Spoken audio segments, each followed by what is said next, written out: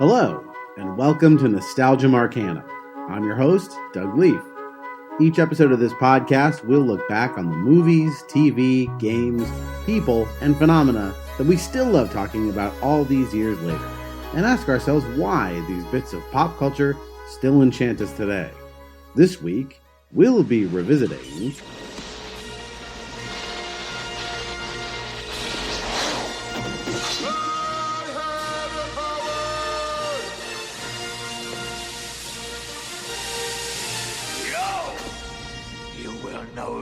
stand between me and my destiny. But I will.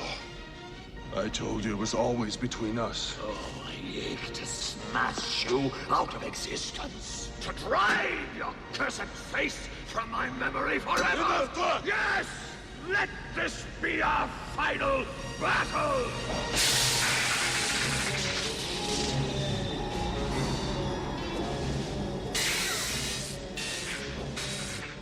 In the 1980s, the toy to TV show to movie to toy again to video game merchandising pipeline was in full force.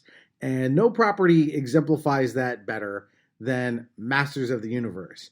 Now, today we're going to be talking about a particular point on that pipeline, not the toys and not the show, but we're specifically focusing on the 1987 canon film Masters of the Universe, starring Dolph Lundgren and Frank Langella. I'm really excited to talk about this because this was a blind spot for me. I had never seen this movie until studying up for this podcast. So I'm excited our guest brought it to our attention. You remember him from our episode on the Golden Girls, which could not be farther away from this in terms of subject matter. But You're right. Yeah. Please welcome back Ryan Merlo. Hey, everybody. How are you? I'm so glad you brought this to my attention because I had been looking for an excuse to watch this over the years, and I just never did. I absolutely loved it as a kid. I was born in 1980, so it was like the perfect, it came out like when I was 7 or 8, and it was just the perfect timing, and I was into He-Man, and I didn't know what good movies were at the time, obviously, because I liked this movie. I mean, you know, it has its corny periods, but it's a really good. I loved it. Yeah, this is a Canon film, as I mentioned. Canon was a film production company known generally for just churning out crap. B movies. They were definitely they had B movies. I think it was like Israeli Brothers or something like that started it or something. I thought I read that. Yeah, it changed hands a couple of times. I remember it was started, I think, in the 60s.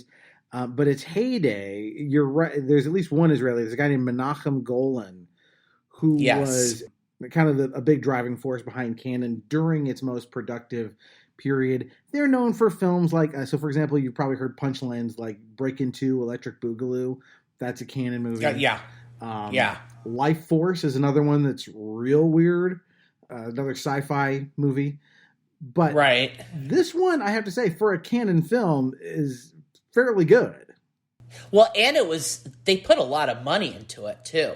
I mean, it was a epic kind of film. I mean, there was a lot of people, there was a lot of extras, there was a lot of, the makeup alone had to cost them, just Frank Langella being turned into Skeletor was pretty amazing.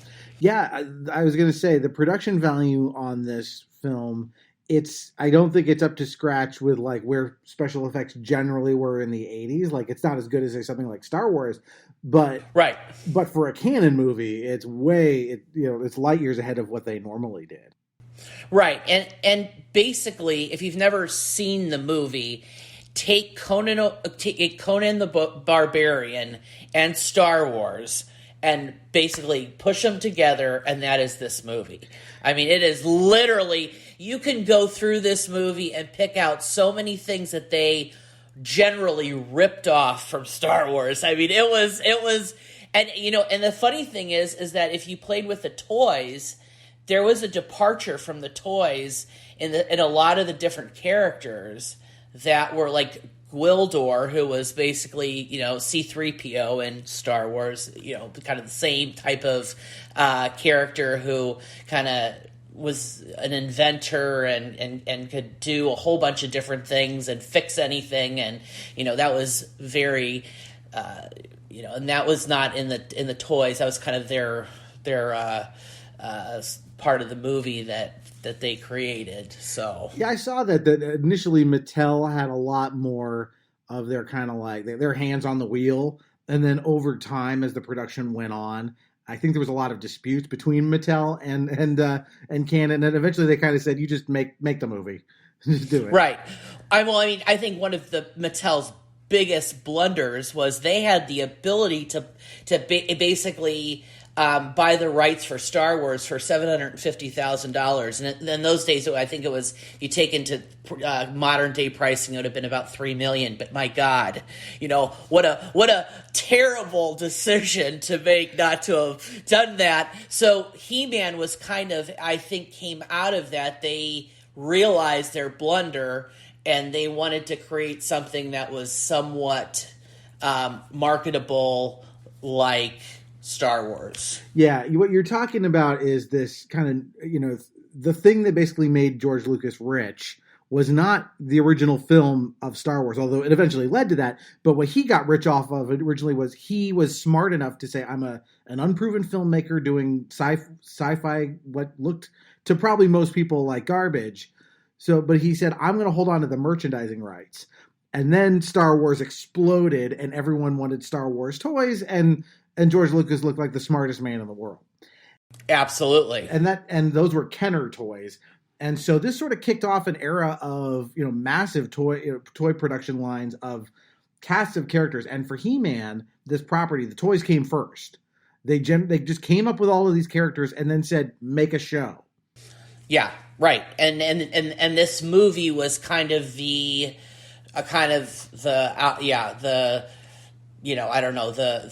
personification of those toys and everything. It was and it wasn't. Like, it was interesting when I watched the movie because it deviates a fair amount from the show. It absolutely it does. Yes. Yeah, it does. So, like, I kind of had a similar experience with this as I did. I talked about this when we did the Teenage Mutant Ninja Turtles movie podcast. Mm-hmm. Yes. The TMNT movie is good, but I remember as a kid going like, oh, like, there's a lot of like core elements of the TV show that are not in this. It feels sort of stripped down. And this has sort of the same thing to it. Like, there were things from the show I was like, oh, I wonder how they're going to do this character. I'm like, oh, he's just not in it. That's how they're going to do it. Yeah. Right. And well, I mean, like the Skeletor sends out a mercenary group, and other than the Beast Man, they totally created the bald guy with the swords and Karg, and I mean, all of those guys were not in the toys. They just kind of created them out of nowhere. And so, there was a lot of, I mean, Evelyn was obviously, she was part of the toys.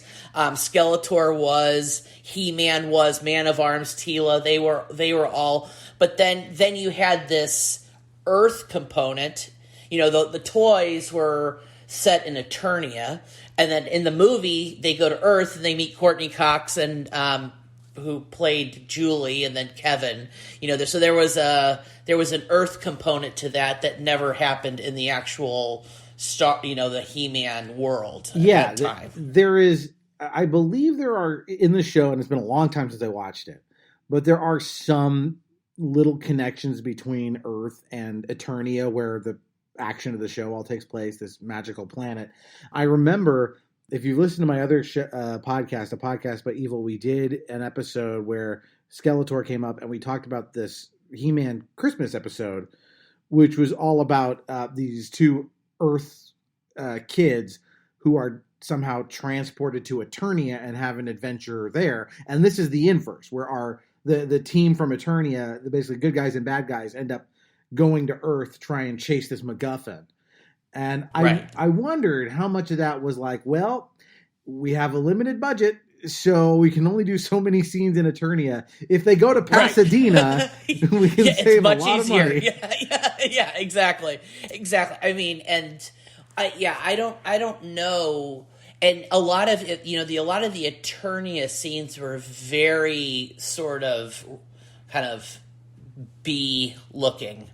And then the Pasadena were much more modern looking when they were in the Earth or wherever they were in Earth.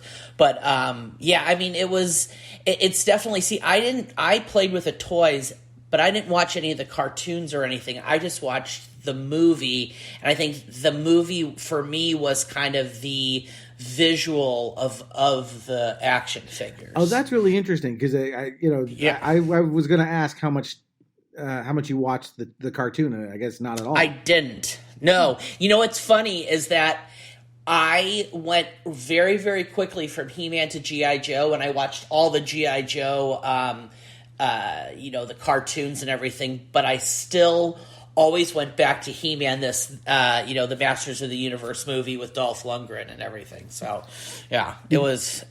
I loved it. Did you spend any time with She-Ra? I didn't. I did watch. Do you remember Red Sonja? Yes. That was kind of, yes. Okay, so Red Sonja, Conan the Barbarian. There was a lot of that kind. There was a lot of. It was very referential. I guess this movie was referential to those types of movies with the swords and the. If you look at Dolph Lundgren, he looks like Conan the Barbarian. I mean, he's got this with the swords, and he's not using guns. He's using. There's a barbarian aspect to him that I think is different. That really differs from Star Wars. So there is a lot of other. It's not just a ripoff of Star Wars. There are different elements that are brought into this movie that you can see from different things at the time. Yeah, I had the immediate impression. So when you start the movie, we start off in Eternia. At the center of the universe, at the border between the light and the dark, stands Castle Grayskull. For countless ages, the sorceress of Grayskull has kept this universe in harmony. But the armies of darkness do not rest, and the capture of Grayskull is evermost in their minds. For to those that control Grayskull will come the power to be supreme, the power to be almighty, the power to be masters of the universe.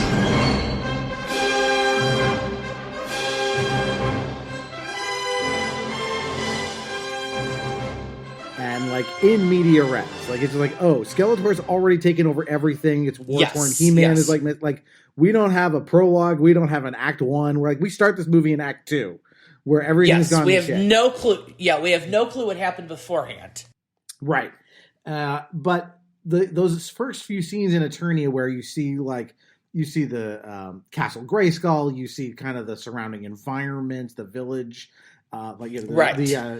the off-brand Star Wars stormtroopers running through everything. Yeah, but you see the war-torn kind of desert landscape everywhere. Yeah, and as soon as I saw all that, yes, the stormtroopers jump out immediately, and you go, okay, that's Star Wars. The design is so Ralph McQuarrie, but the other stuff was immediately I'm like, oh, okay, I'm seeing a lot of visual reference to Conan the Barbarian and the Dark Crystal. Yes, it reminded me of that too. Yes, it absolutely did, and then there's just so many different the blasters, even to where in the beginning where Skeletor and He-Man they first collide in that first scene where they escaped Gwildor's little den and went to Grayskull. If you notice, in Star Wars, the Emperor had his royal guard who was dressed differently than the actual stormtroopers. Skeletor has that too. So there's so many different. If you really look at, there are so many references to Star Wars. It's very interesting, but it's just. I guess because I was born in 80, this just seemed to, as a kid, stick with me more than Star Wars. And I'm not exactly sure why I liked this so much better. But yeah, I obviously can't speak to that because, like I said, I haven't seen this movie until now. But the visual reference for this, there's a certain look to 80s fantasy films. Oh, yeah. This is definitely of a piece with not only Conan, but with things like The Neverending Story. There's a certain look to an 80s fantasy film that I really like. And I don't know if I do too. I don't know if it's nostalgia, but there's something about the way that it feels unnatural and ethereal in a way that's really cool. Maybe it's a large use of matte paintings, the film grain. But there's something about it that feels like I really am being transported to another world that oddly I think more modern fantasy films lose because they can do so much with realism. It doesn't feel like a fantastical place. Like my favorite movie of all time is The Lord of the Rings, and I think Lord of the Rings is rides that line where like it looks. It does. It does. It looks very realistic. All the special effects are good, but it still feels like I'm in a magical place. Middle Earth feels like a fantastical world, whereas I think something more modern would just feel like, okay, it's a bunch of green screen shit. Right. It's kind of in between the part Hollywood where everything was on a set and to this where there was technology injected, but it still was very, very, I don't know, it was still, there was a realism to it that I think nowadays, and I agree with you with Lord of the Rings. I mean, you have an actor, I've been to where they actually shot Lord of the Rings in New Zealand, and it's literally, it feels like you're there. You know what I mean? It's a realistic place. It's kind of, that realism there that's kind of cool. Yeah, I love these old practical film techniques because there's something cool about the idea of like, we had to do this the hard way. We couldn't just, right click for Magic Castle. Right, exactly. Yeah. I mean, if you watch an old Western, the backdrop, you have the backdrops that, go, they're obviously painted backdrops and there's no depth to them. And then you kind of move on to this, which is kind of in the middle where there is a lot of, there is technology in it, but there's still, I don't know, especially looking back on it today, you can see how amateur it was. Looks today, but it's cool. There's something intrinsic about that I think a lot of people, kids today watching that might not be as nostalgic about it. No, I think they never did.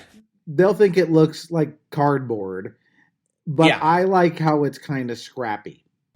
Yeah, it is. I don't know about your kids. Do you think that they would actually like this movie if, Ben in a couple of years, or you think that this generation now has moved beyond that and they wouldn't appreciate kind of the sights and sounds of Masters of the Universe, I guess. Well, I don't know if they would like this movie specifically.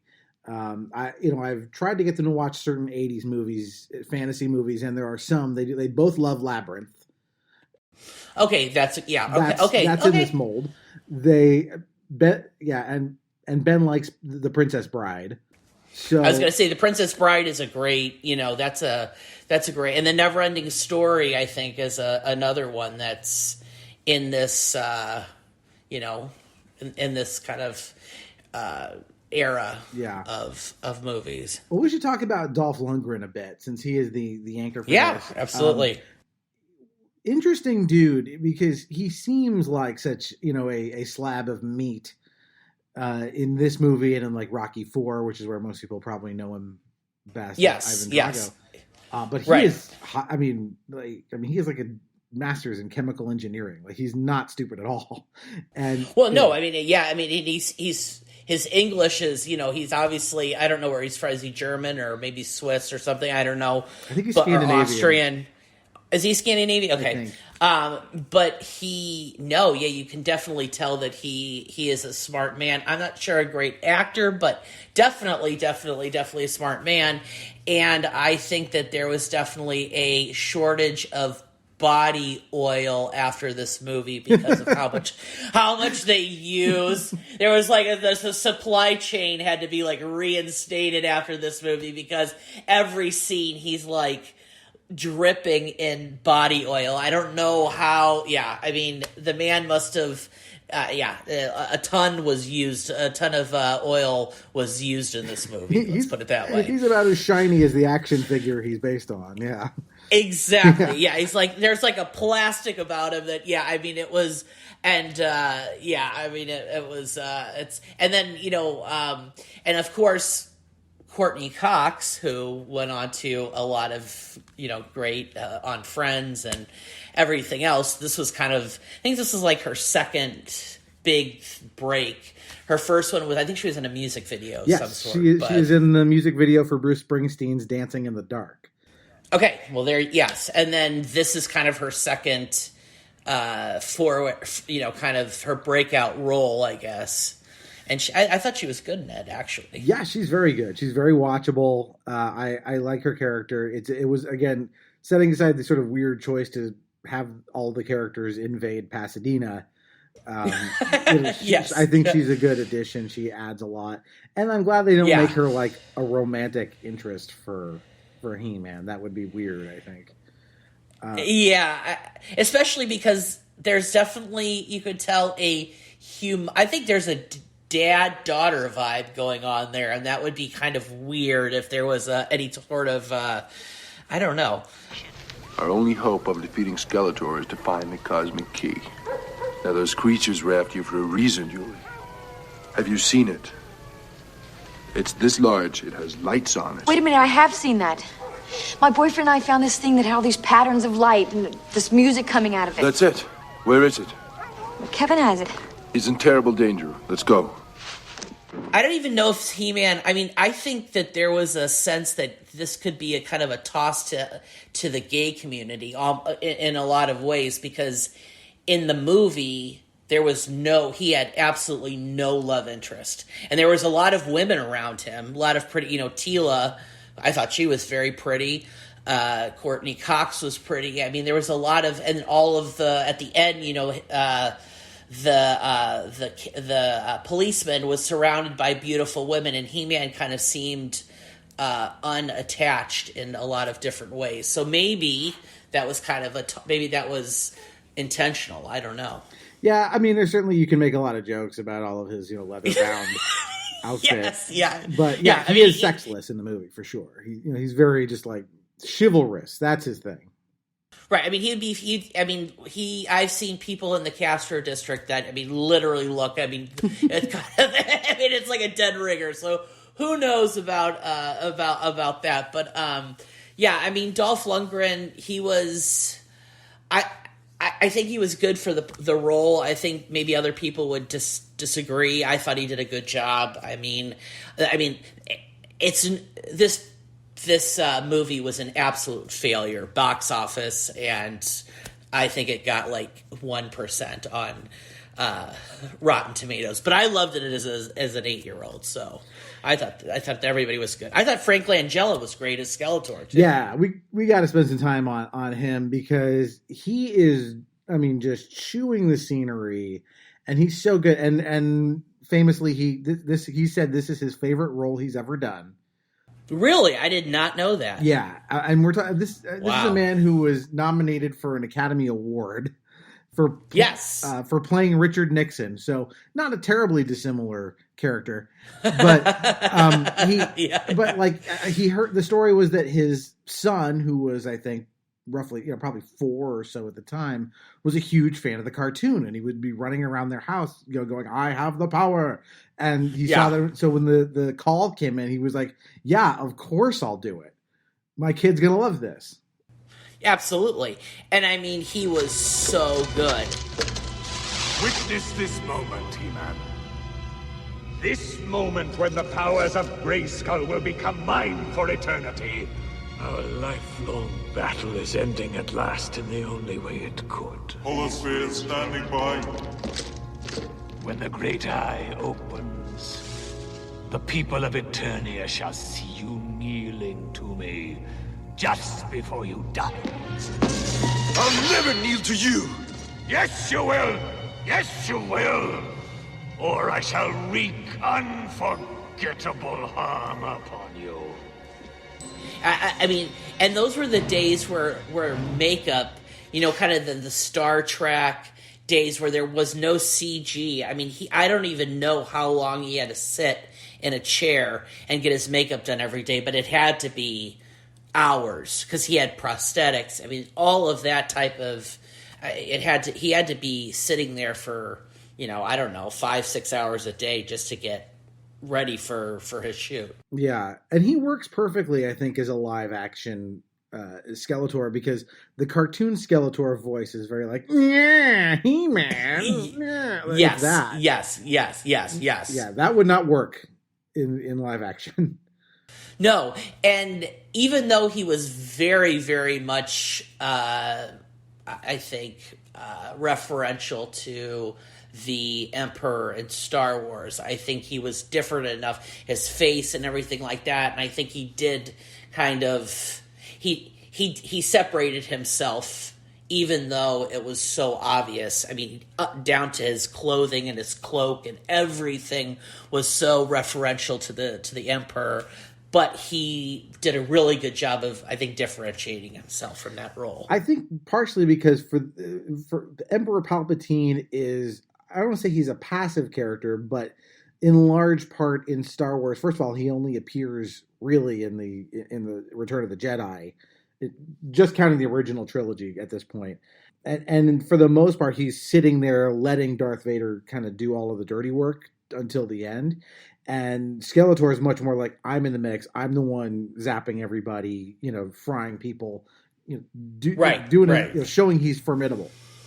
Right. I mean, he was more, even though he was the Emperor, he definitely was more of a kind of played more of the role of Darth Vader, because he was definitely in every aspect of the movie. I mean, he was definitely in charge, and he was the frontline guy. And, yeah.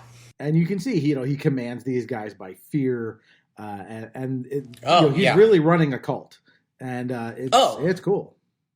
Right, it is cool. I mean, and then, the cool thing that I love about, and I am a huge history buff, the thing that I love about Star Wars and this movie as an adult looking back is how many connections to historical type things that these have. I mean, if you look at Star Wars, the Nazi imagery that George Lucas used in Star Wars and this movie, you can see so many different historical propaganda that they use to further this movie is interesting, I think. Yeah. And I like one of the cool byproducts of kind of cutting out that first act, and I don't know if it was ever written and cut, but it just feels like, oh shit, this movie, like we're already like, hurtling down the freeway when the movie starts. Right. And what's happened is Skeletor has gotten his hands on this, what they call the cosmic key, which is it's about the size of a blender, but it's this like metal thing covered in like scales almost, that through the use of harmonics is a teleporter. It can open up a portal to anywhere in space and time. Right. And yes. He's used that to conquer Eternia, but there is one more of these devices. There's the prototype for it. So He-Man with Man-at-Arms and Teela go to visit the dwarf Gwildor, who created it, and with him he dredges up his prototype, and basically through a series of mishaps they wind up on Earth, and they are separated from it, and so they spend a lot of the movie trying to find this key that will allow them to go back to Eternia and try and wrest control from Skeletor. I crammed a lot in there, but I want to talk about Gwildor for a bit, because he's probably my favorite character in the movie. Oh yeah, I mean he adds so much comedic, value that I love him. I do too. Yeah, and again, another intense makeup job. He's played by an actor named Billy Barty, who is a little person. And I was watching this and going like, why do I know that voice? I know that voice. And he's one of these guys that, like, he was in, whenever they needed a little person, they'd often bring him in. Right. And the one I remember him from is the Weird Al film UHF. He's in that. Uh-huh. He's Yes. He's a character named Noodles in that movie. And he just has this great comedic timing where some people that I've heard this said were like, well, some people say funny things and other people say things funny. And a good example of the latter is someone like Christopher Walken, who, like, it doesn't matter what you make him say, he somehow in his weird cadence and choices, non-funny things become classic and hilarious. And I feel like Billy Barty has a little of that in him too, where, like, on paper, I don't know how many of his lines are funny, but his delivery is so just endearing and good. She tricked me. She stole the key. Gwildor, can this device of yours get us to Grayskull? Certainly. To the sorceress? Those were the first coordinates I calculated before she came. Okay. Oh, but we can't. If we disturb the gravitonic waves, Skeletor's key will locate us. Oh. Sounds like he's already located us. Order, to the point! No, not that way. This way, the secret passage. Hurry! Go! In the corner, there! Right. Let's move! Gwildor, where does this lead? To the caverns underneath Grayskull! Iron Eyes! Gwildor, hurry! Yes! Come on! I don't like adventures.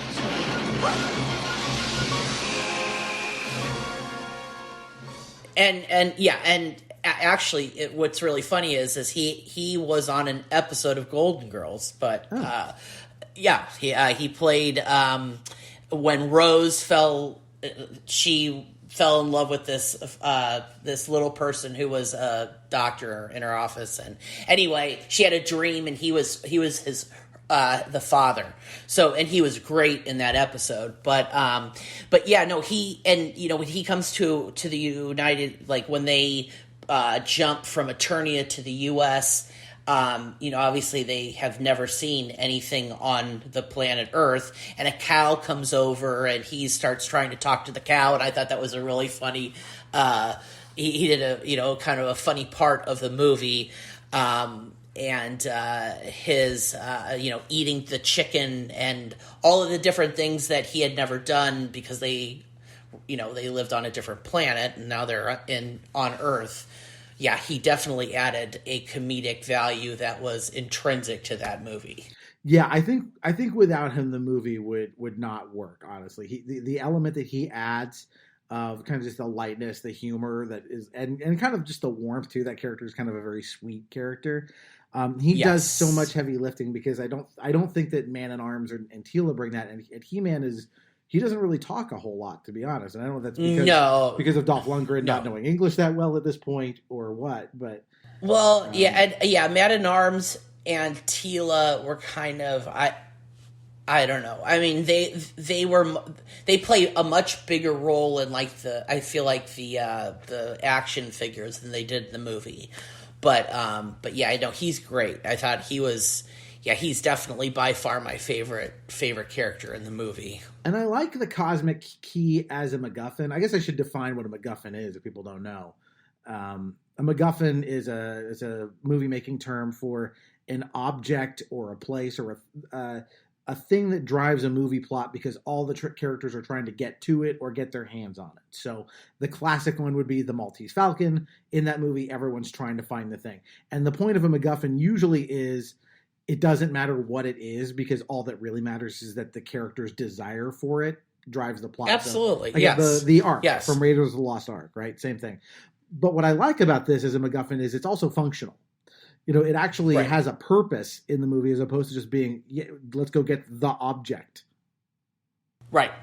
And I think it's a really cool MacGuffin in the fact that how they make it, it's both music, it kind of adheres to all of your senses. You can hear it, it's musical, it's vibrant, it's definitely a cool MacGuffin. That's a perfect, I mean, it's cool. And it's a physically interesting prop. Like as a movie prop, I think that's a cool looking just thing to just sit on a shelf, because it's got all of these, I called them scales. I don't know what else to call them, but they're buttons, I think. I don't know if they're buttons or they're like, in each button plays a different melody, kind of. But they also like kind of like clockwork. They sort of like move and kind of articulate in different ways. Oh yeah, the little like sharp the things that come up. Yes, I'm saying they sort of look like fish scales, but it's very hard. You have to just Google a picture of this thing. It's very hard to describe what it looks like, but it just has a cool look to it. And you're right. The character's like Kevin is a musician. He mistakes it for some kind of a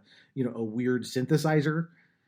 Yeah, from Japan at the time. That I guess the Japanese were making like very cool things in 1980, and this was something that they thought was Japanese at the time, and it kind of, they found it in a cemetery, and they thought, oh well, this is so cool.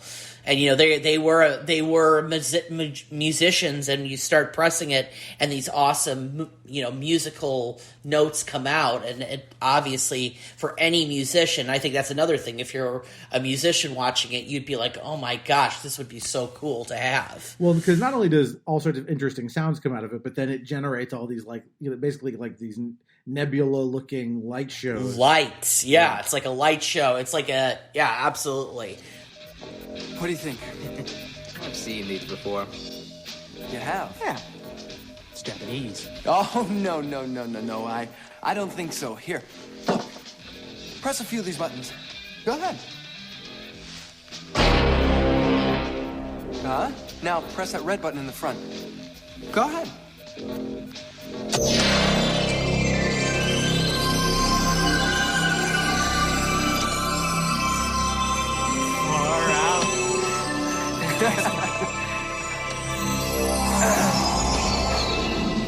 I guess you've seen one. You've seen them all, right?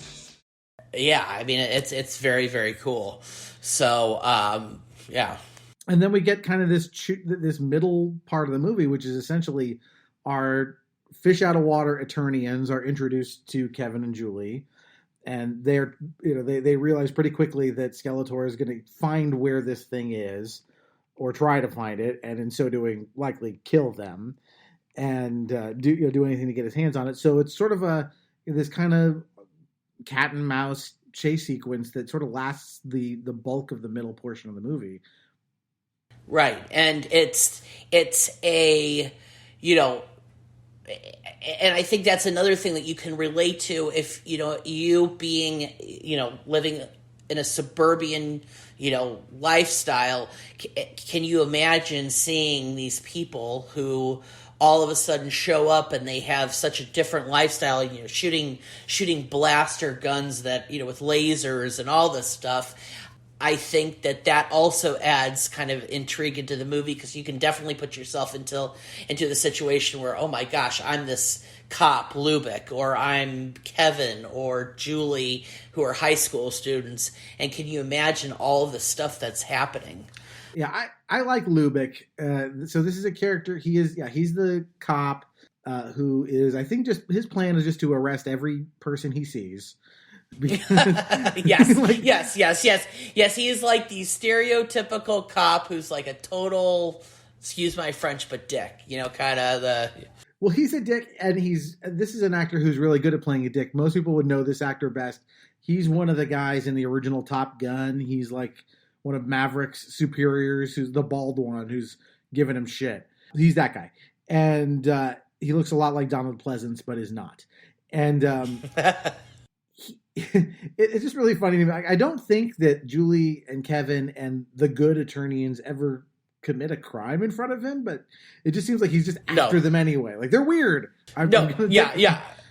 Well, I mean, he shows up at this fire that's caused, by the bad guys trying to get this key. They burn down the school, and then he's like focused on these kids, and then he actually sees that these kids aren't lying. All of this stuff is going on. These people from a different planet are out to get them, and it's and then he ends up going back to Eternia with them and decides, hey, screw the United States, screw the Earth. I'm staying here. I got it so much better in Eternia. You guys can go back. I'm staying here. So, I mean, he's another kind of comedic part of the movie as well. You! What's the forward position? Somebody tell me what the hell's going on around here! I feel like I'm in the Twilight Zone or something. Louie, this is for real, all right? Just get out! Hey! Somebody takes pot shots and move it! All right, Speakers, you want to play games? Let's play!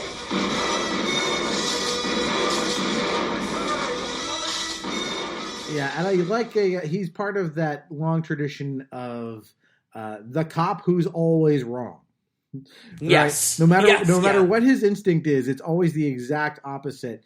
I think my favorite version of this is Dennis Franz in Die Hard 2. Like, just every scene with him in that movie, if Bruce Willis says we need to go left, Dennis Franz says, hey, I know what I'm talking about. We go right. And of course he's wrong. Yeah, when he brings in the guys who ended up turning in Die Hard 2, the soldiers who end up being the bad guys, he brings them in, and yeah, exactly. He's constantly he's definitely not Columbo. Let's put it that way. Who usually is right. He's the anti-Columbo. Yeah, he's the anti-Columbo. Although at least Lubick here in this movie, he has his hero turn at the end. He comes around, but until that point, yeah, he's Mr. Reverse Barometer. Right, and then he's like, and once he finds this great land in Eternia, he's like, man, I don't want to be a cop anymore. I am happy here. I'll forget my pension and just throw it all away. I'll just stay here with the space babes. Yeah, exactly. Yeah. I thought actually there's sort of two action climaxes in this movie. There's the set piece with the fire that you touched on. And then there's this like battle in the streets where Skeletor and his minions are all on these like flying or hovering machines, for lack of a better word, and He-Man winds up on one of these flying discs, kind of like zooming around through the streets. Like that whole sequence, I thought was like, oh, they actually Canon spent some money on this. This looks pretty good for 1987. Yeah, the Air Centurions, who were the people who worked for Skeletor, they kind of flew around and looked for He-Man, and yeah, when they're on they're like discs. They're like standing on these discs. Yeah, they're like discs, and I'm trying to remove it. Isn't there a movie, Silver Surfer or something like that kind of... There's another character recently that kind of flies on a disc. Is that the Silver Surfer? Yeah, well, the Silver Surfer flies on a surfboard-looking thing. But yeah, some sort of a similar idea. Something like that. But yeah, and he flies around, and that was really cool, I thought. Yeah, he goes through and starts, they had kind of a chase scene, and I thought that was very, very cool. And then when they're in the music shop, and they're all shooting, and I mean, that was a really cool scene as well, I thought. I think, yeah, the parts where the movie really works best is where it sort of feels like my action figures have come alive. And that scene of like He-Man and these guys on these flying discs fighting each other, you might as well have just reduced the sound effects to just pew, pew, pew, pew, because that's what was going on in my head. Yeah, well, absolutely. And even at the end where they have the final climax where they get back to Eternia and they're shooting all the guards and everything. I mean, that I used to reenact that scene with my action figures because that was so cool to me. That was my favorite scene in the movie, the end, where all of them were just shooting, and it was just one big, target practice between all of them. It's very chaotic. By that point in the movie, so Courtney Cox gets seemingly fatally injured, and the plan is we have to get her back to Eternia, free the trapped sorceress, who hopefully will be able to heal her, but in doing that, He-Man is captured by Skeletor and held captive while he uses the cosmic key to absorb all the power of the universe and become the and he like his costume. I love that idea of like his costume. He goes from like regular Skeletor to Mega Skeletor.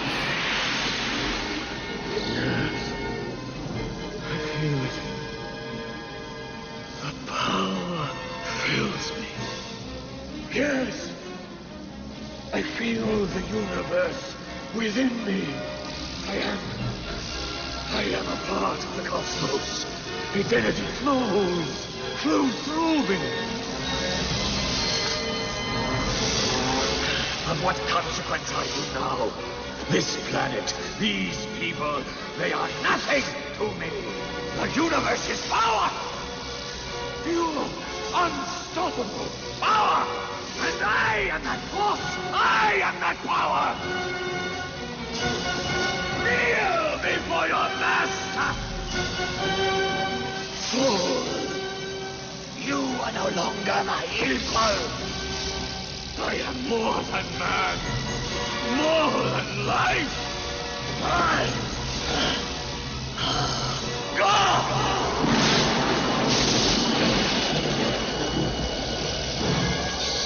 Gold, yes, yeah, it was. You know what it reminded me of? Have you ever seen Big Trouble in Little China? Yeah. When the bad guy, the sorcerer, goes from the wheelchair guy to the actual big guy at the end. Right. That was kind of the same, kind of the same thing where he transforms to an even more powerful bad guy. Yeah, that's a very much a trope where, yeah, the bad guy kind of levels up into like, it's the extra bad version of this character. Yeah. And then, of course, He-Man is able to eventually get his sword, say his catchphrase, and they duel. And I love the way this duel is shot, but I know, do you know why it looks the way it looks? I have no idea why. So this was a money problem.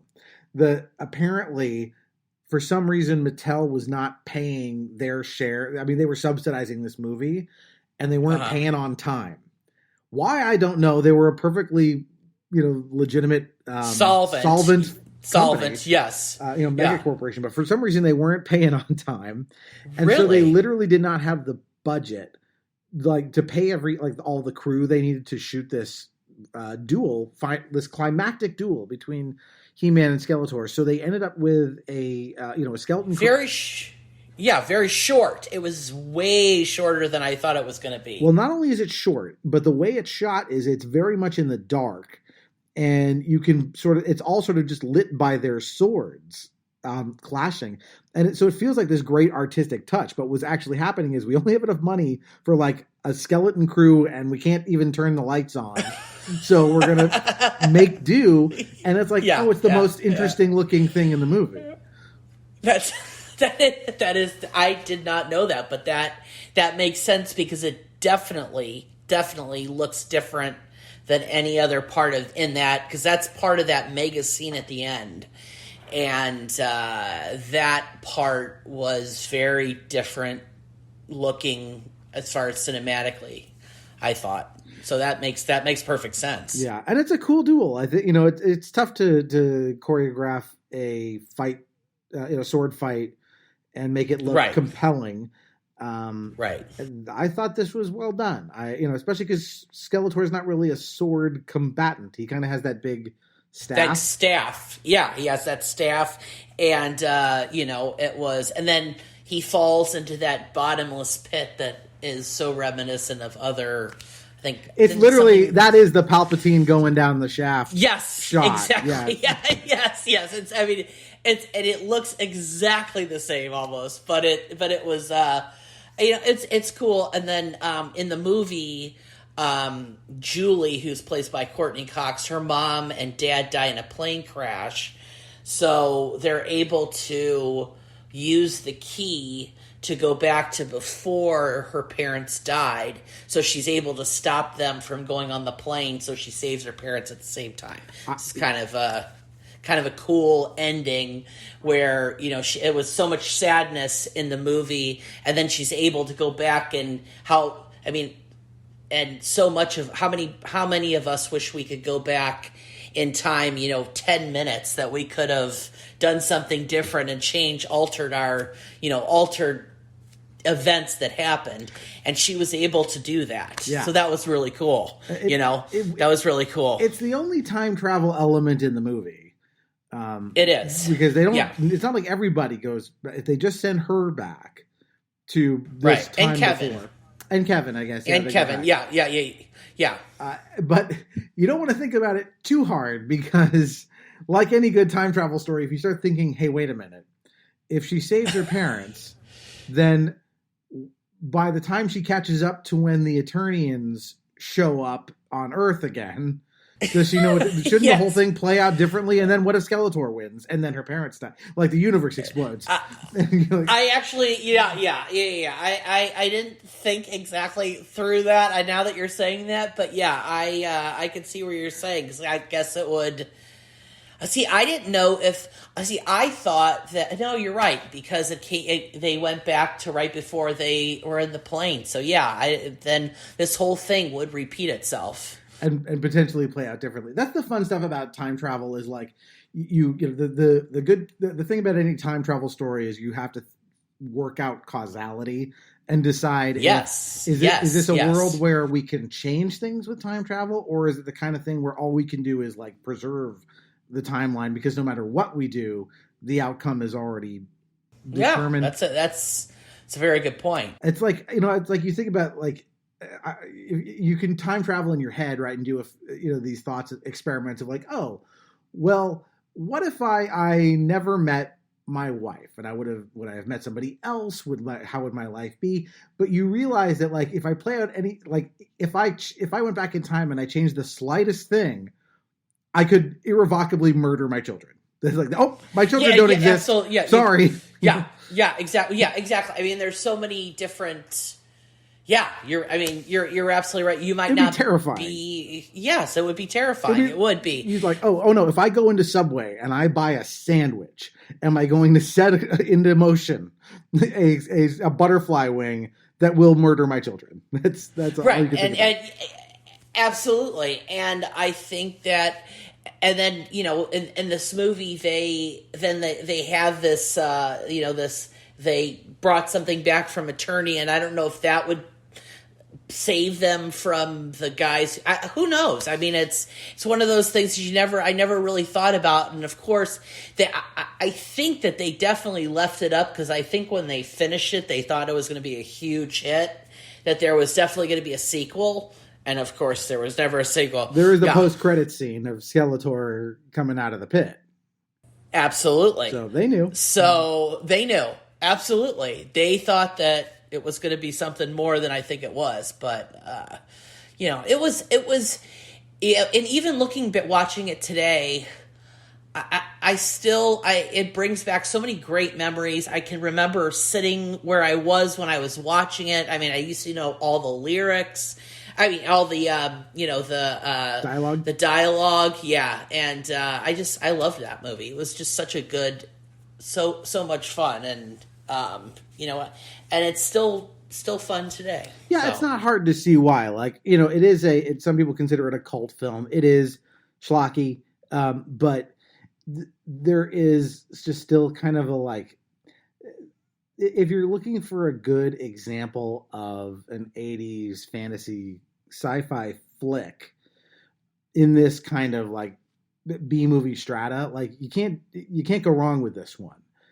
No, not at all. No, not at all. And I think, I always liked this one, and Red Sonja were kind of my favorite B movie 80s type. And I don't know, that was before Brigitte Nielsen and Flava Flav got together, but yeah, Brigitte Nielsen was Red Sonja, and that's another good movie that if you're looking for a fun 80s movie to watch, go watch that. Yeah, the Conan movies kind of go in an interesting. So the original one, Conan the Barbarian, this is like an Oliver Stone thing. It's directed by John Milius. Yeah. Like there's some art to it. It's still very like. It's a sword and sandals movie. It's an epic. There's silly things about it. It's fantastical, but it takes itself fairly seriously. Then you get Conan the Destroyer, its sequel, which is much campier, much more tonally like this, and Red Sonja also in that vein.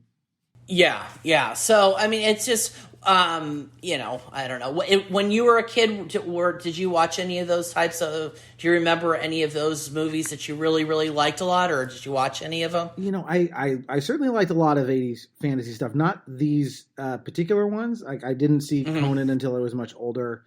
And I was like, yeah, I never got around to this one. Let me watch it. So when I was younger, definitely Neverending Story was a big one for fantasy movies. Again, Labyrinth. And Princess Bride. I love Princess Bride too. Princess Bride's a little more of a fairy tale. So it's slightly different. But yeah, I liked this kind of stuff. I think I probably tended to skew more sci-fi than fantasy back then. And this is kind of right in the middle.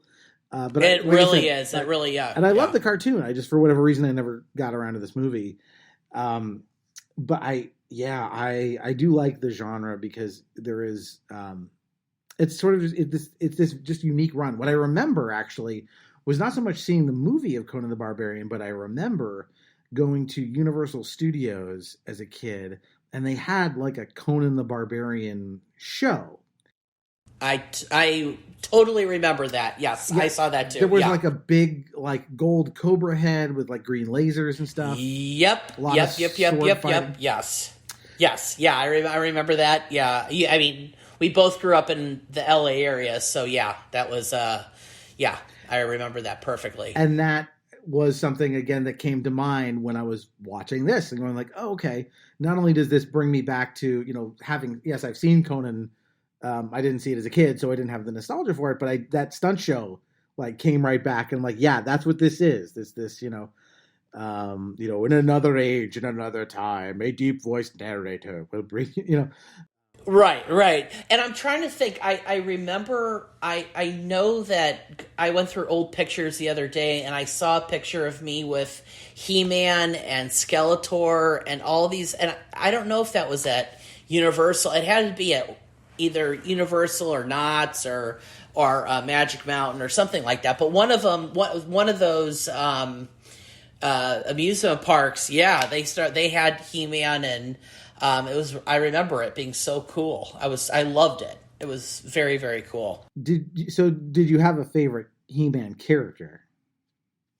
I always liked the bad guys. So I liked Skeletor, definitely was my favorite. In this movie, though, I think Evelyn is my favorite. I think she is the actress they used, just her look and everything. I think she was awesome. Her eyes were so piercing and everything. I really liked her a lot in this movie. That kind of bad, but I mean, Gwildor was my favorite. But of the bad guys, I would say Evelyn was my favorite. I did like her. She is sort of she's the true believer, right? Like she's his right-hand man and is every bit as dangerous as he is. Every bit. And she escapes, which is another reason why her and Beastman leave. They don't get killed. And that's another reason why I thought, okay, well, maybe there's going to be a sequel. And I remember as a kid thinking there's got to be a sequel. What happens to Evelyn? What happens to Beastman? What happens to Skeletor? But it never was one of those things that was my first major disappointment in life, I guess. I don't know. I don't remember. I don't know. But yeah. Yeah. My favorite characters, unfortunately, were not in the movie. They were my favorite characters from the show were Cringer / Battle Cat. I always liked him. I was like, oh, I wonder how they're going to do that in this movie. And the answer is, there's no budget to do something like that. Yeah, no, they didn't. What are you going to do? Paint Yeah, we're going to paint a tiger green and have Dolph Lundgren ride it. It's not possible. Right. And then my other favorite character was Orko, who's really kind of cool and mysterious in the show, but also funny. But I think Gwildor kind of fills that niche that you wouldn't really need two of those characters. So I can understand why he wasn't there. I mean, and Gwildor is such a great character. I mean, and C-3PO is one of my favorite characters in Star Wars, and Gwildor fills that kind of same kind of quirky role of, I think they've kind of, there's a lot of similarities. Yeah, he's sort of a fusspot. He's kind of along for the ride and not a formidable combatant, so they need him, but he's a potential liability because they have to protect him. Right. Yeah. Right. Yeah, he's not going to be killing anything. Usually, I mean, rarely if he does. He's more competent than 3PO, though. I think 3PO is usually just kind of a damsel in distress for the most part. Yes. Yeah. R2-D2 is the brains of that duo for sure. Yeah, that's true. That's true. But still, I mean, it's kind of the same. It's the same vibe. There's a lot of same vibe. Absolutely, absolutely. So, all right, so we're coming down to the end here. So I'll ask you, why do you think it is? Because you're not the only person who I think has a big soft spot for this movie. So why do you think it is that people still love it so much? I think people of a certain age love it so much. I think people who were born maybe between, in the very early 80s, maybe late 70s, it came out at the right time. It was at the right place. Barbies were so huge for girls, and so He-Man and then G.I. Joe were kind of, big for boys, and in those years you just there really wasn't today kids have 10,000 different characters and things to play with, and those days there wasn't. We didn't have the internet. We didn't have, we had VHS tapes and things like that. So, it was, I liked the toys, and it was such an easy kind of connection, because I like the toys. Of course I'm going to watch the movie, and it was live action, which I thought was really, really cool. So I think that the live action part also made it even better, because it's like seeing, if you like Mickey Mouse and then going to Disneyland and seeing Mickey Mouse in real life, or if you like The Little Mermaid and then watching The Little Mermaid live action, it humanizes kind of these toys, and it brings them to life. And this movie definitely brought them to life for me. I definitely see that. It does do things with these characters that the cartoon doesn't or can't. Yeah, it can't. And it also fills a niche that, we were sitting around just now trying to think of other movies that are sort of like this, and there's really not that many. And so, there really aren't. Yeah, I think if you're in the mood for this subgenre, this is probably the last one chronologically I can think of. I can't think of any movies quite like this that are after 87. And this type of movie will never be made again. I mean, in the sense that, it is a time capsule that will never be reopened in cinematography ever again. So I think that also makes it special, and makes it kind of, I feel like it kind of ours, and because, I think we were both born in 1980, so it's kind of our time and our movies. Our parents have their movies, our kids have their movies, but this is kind of our movie. This is our, I think for us it's a fun thing to revisit. I think for younger folks, it is like a bit of filmic archaeology to say, well, I'm going to go back and watch this thing from the 80s to see what it was like. But it's not something that they would otherwise seek out. But I would encourage them to give it a watch, and just sort of don't hate it for the fact that it's kind of hokey, because it's also sort of very earnest, and you can just sort of appreciate it. Just enjoy taking something at face value. Yeah, exactly. So but I'm glad. Yeah, but it's a fun movie, and if people haven't checked it out yet, and you were born in 80, 81, 82, 83, go watch it. If you played with He-Man, you got to watch it. And it's great. And if you ever watched either the original cartoon, there was a reboot cartoon. He-Man there's a stayed lot. alive to some degree. If you had any interest in that, give it a shot. Yeah, I don't know if it's still around today, He-Man, or not really. They did, yes, actually. So they did a revival not that long ago, and then they did a new rebooted one very recently. I want to say maybe in 2022. Maybe 2021, but yeah, there was a newer version of He-Man that Kevin Smith was behind in some way, a cartoon.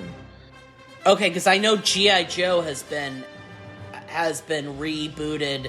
I know there have been modern G.I. Joe movies, but I wasn't sure. I haven't heard of He-Man, but okay. Yeah, that's cool. It has been done. So there is still a market for people, maybe young people who have seen the more modern versions of this and have not gone back.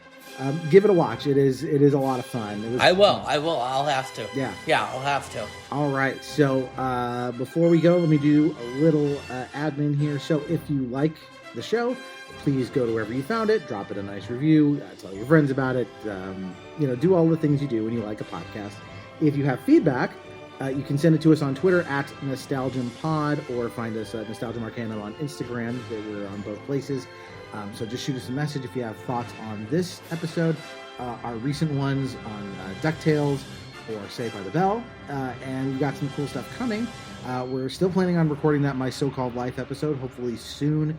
I've got one, I hope we're going to do one on Rugrats, and we're recording one soon on something that I had never even heard of, which was this Showtime show from the 90s called Fallen Angels, which I'm really, I'm looking forward to talking with you guys about, because I had never heard of it, and I'm really glad that our guest for that episode introduced me to it. So be on the lookout for that. So Ryan, thanks again for dropping by. Thanks, Doug. Yeah, absolutely, anytime. This was a treat, as always. So thanks again, and until next time, that is one more entry in the Nostalgium Arcanum.